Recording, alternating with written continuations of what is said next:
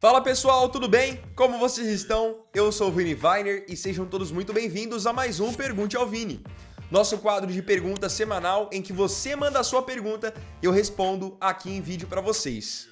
Lembrando que até a chance de eu responder a sua pergunta no episódio da semana que vem, então você pode comentar nesse vídeo ou então mandar a sua pergunta lá no meu Instagram, no @ViniWeinerCanalReserva.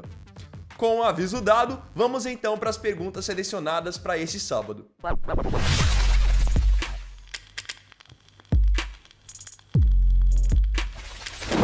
Primeira pergunta é do Gabriel Silva. Vini, qual é o time que você está mais animado para acompanhar na Europa? Manda um salve para SGRJ. Acredito que SG seja São Gonçalo. Então, Gabriel, um abraço para você e um abraço para São Gonçalo. Eu acredito que você esteja falando sobre essa nova temporada. Qual o time que eu tô mais animado para ver? Eu tô bem animado para ver 3 times, na verdade.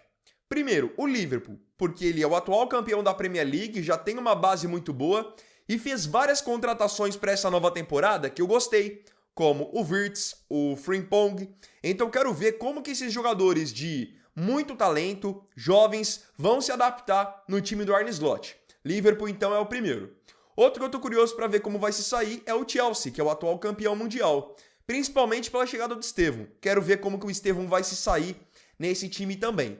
E o terceiro que eu tô ansioso para ver é o Real Madrid, obviamente. Porque tá trocando agora a filosofia de jogo e vamos ver se o Xabi Alonso vai conseguir fazer um trabalho superior ao que o Ancelotti fez na temporada anterior. Então esses 3 aí, tô bem ansioso mesmo. Pergunta agora do Samuel Souza.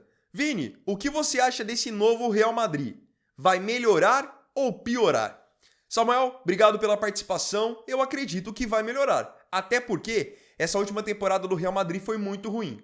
Não venceu a La Liga, caiu nas quartas da Liga dos Campeões, viu o Barcelona ganhar tudo e, acima de tudo, não jogou um bom futebol. Com o Xabi Alonso chegando, a tentativa é justamente de mudar o sistema de jogo, o jeito de jogar. O Xabi Alonso é um treinador que gosta que o seu time trabalhe mais a posse de bola.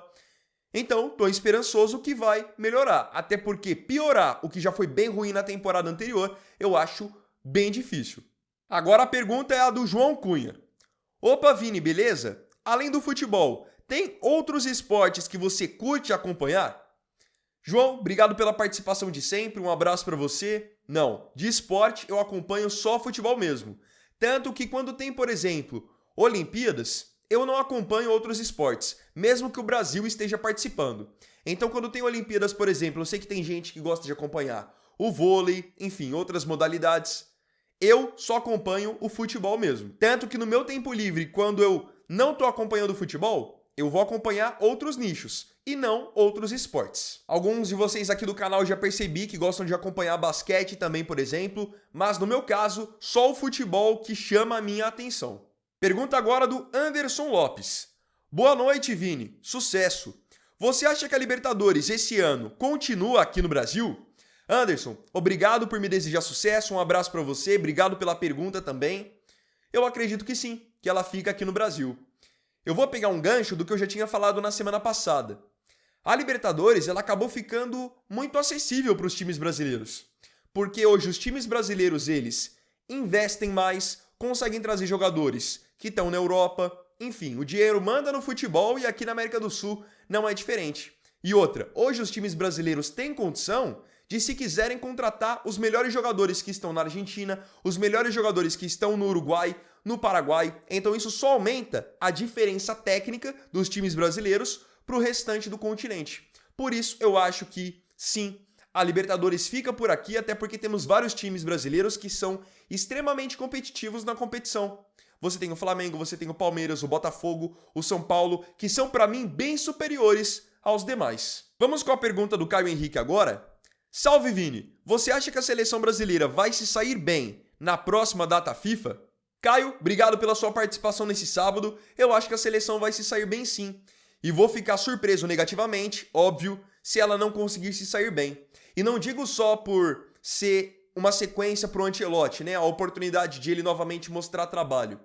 Só que eu acho que a seleção vai ter um bom rendimento porque também não vamos enfrentar seleções que vão impor muitas dificuldades. O Brasil joga contra Chile e contra Bolívia. 2 jogos, na minha opinião, para fazer os 6 pontos de maneira tranquila, testar novas opções e, obviamente, consolidar um time titular. Para mim, 2 jogos bem tranquilos. Não pode nem pensar em tropeçar. E aqui a questão não é nem se preocupar com a classificação, porque o Brasil está na Copa do Mundo. Isso é fato. Eu digo que não pode nem pensar em tropeçar, porque se você tropeça contra Chile ou Bolívia, você tem que fazer muita força para jogar mal. Comentário do Lenilton Souza. Comenta sobre o Vasco. Elenco, perspectiva de SAF ou não, presidente, onde o time chegará nos próximos anos.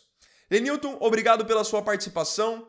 A situação do Vasco ela é muito delicada, porque não é algo que começou ontem, semana passada ou ano passado. É algo que foi construído, ou melhor, destruído nos últimos 25, 30 anos. Com várias gestões, muito amadorismo. O Vasco, em partes, ele em muitos segmentos deixa de ser um time profissional, essa é a grande verdade. E hoje o Vasco não tem a mesma estrutura, por exemplo, de um Flamengo, um Palmeiras, por falta de organização e, como eu disse, por muito amadorismo. Porque se você pega por torcida, a torcida do Vasco sempre está lado a lado com o time, independente da situação terrível em que ele se encontra. Então, eu prevejo que os próximos anos para o Vasco podem ser anos de transformação, vai depender da gestão. Caso contrário, a gente vai chegar em 2030, 2035 com o mesmo discurso de agora. Eu entendo que o Vasco não é um time que tem condição para nos próximos 3, 5 anos brigar por um título, por exemplo, de Campeonato Brasileiro. Tá disputando com frequência uma Libertadores. Mas é um time que pode pelo menos tentar se organizar financeiramente. Para mim, é o primeiro passo de tudo. Se vocês pegarem, hoje o Palmeiras, o Flamengo são 2 times extremamente elogiados pelas suas gestões. Só que lá no comecinho, o Flamengo teve que ter um Eduardo Bandeira de Melo para primeiro organizar a casa, o Flamengo sofreu um pouquinho, ficar apertado para depois começar a ser competitivo. No caso do Palmeiras, teve que ter um Paulo Nobre. Lá atrás, o Palmeiras quase caiu de novo em 2014, mas foi organizando a casa e depois começou a ser competitivo. Então, eu acredito que o Vasco não pode apostar tudo em querer ter uma SAF do dia para a noite e, do nada, ganhar um título como aconteceu com o Botafogo. Porque se você pega o Botafogo, o resultado foi bem rápido em sucesso esportivo. Só que nem todos os casos são assim.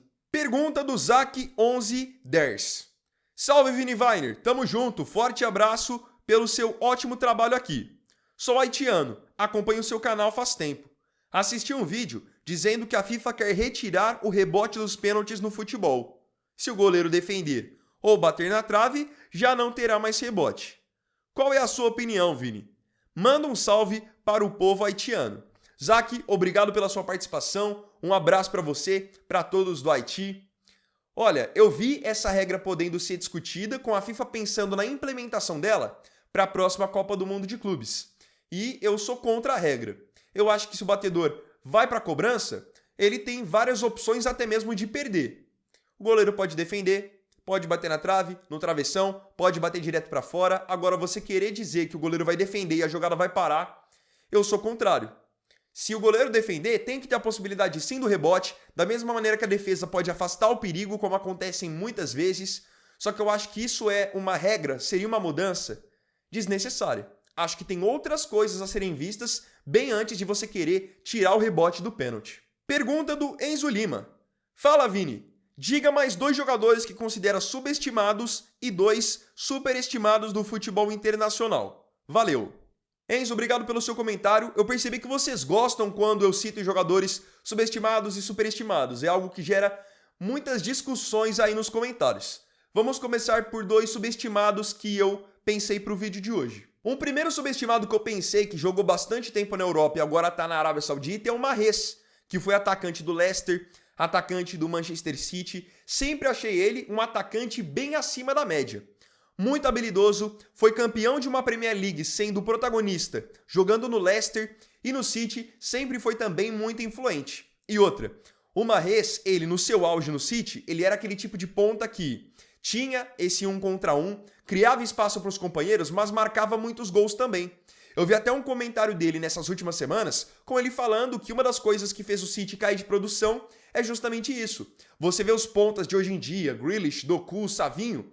Não que eles sejam jogadores ruins, só que eles fazem a jogada de mano a mano e criam espaço, mas não fazem gols como o Mahrez fazia, 20, 25 por temporada. O Gabriel Jesus jogando de ponta no City fazia 20, 25 por temporada.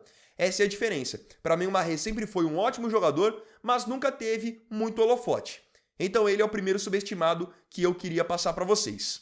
O segundo é um jogador que, por clube, obviamente, ele nunca teve grandes feitos, né? Ele conquistou vários campeonatos nacionais, mas nunca venceu a Liga dos Campeões.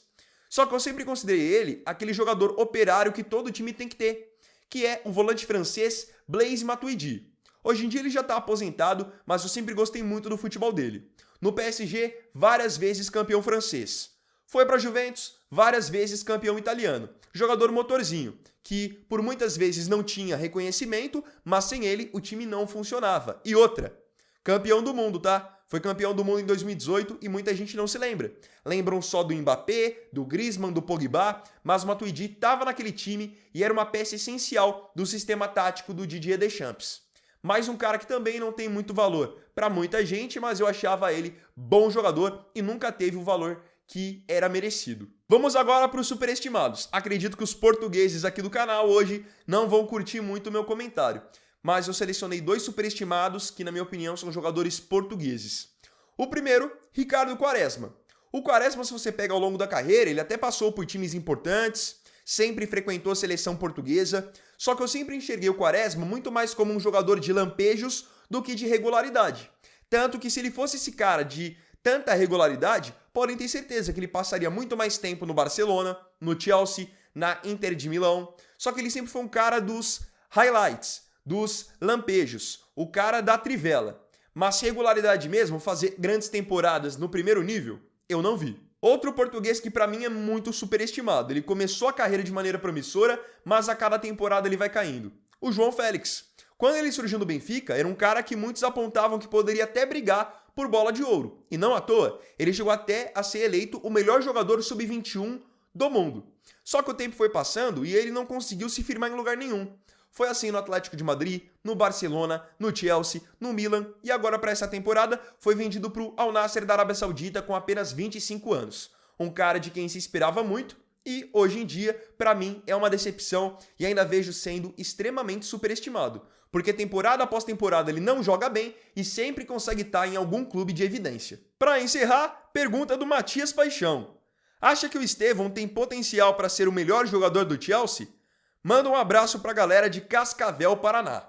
Matias, obrigado pela sua pergunta. Coincidentemente, eu estou gravando esse Pergunte ao Vini logo depois do Estevão ter feito a sua estreia pelo Chelsea, num amistoso em que ele, inclusive, fez gol. Ao meu ver, o Estevão ele tem um talento absurdo, é um jogador muito habilidoso, muito inteligente e já demonstra muita maturidade no jogo, mesmo com apenas 18 anos. Eu fico imaginando o que ele não pode fazer com 22, 23. Então, assim, esse potencial eu enxergo que ele tem. Só que para ele poder atingir esse potencial são outros 500. Temos que ver se ele vai se adaptar ao futebol inglês, se adaptar ao Chelsea, se adaptar ao clima, à língua. São muitas variáveis que podem contribuir para o jogador ter sucesso ou não. Torço muito que ele também não tenha nenhuma lesão que atrapalhe seu ritmo de jogo, sua sequência, que o treinador dê minutagem para ele. Tudo isso conta. Potencial, futebol, ele tem para no futuro, não agora, mas no futuro, ser uma referência do Chelsea. Se você estiver perguntando sobre hoje, atualidade, não tem como ele estar à frente do Palmer com tudo que o Palmer fez nessas 2 primeiras temporadas e com o jogador mais maduro que ele é hoje. Agora, queria saber de você aqui nos comentários suas opiniões sobre as perguntas que eu respondi nesse vídeo. Comenta aí o que você achou e pode colocar sua pergunta pensando no episódio da semana que vem.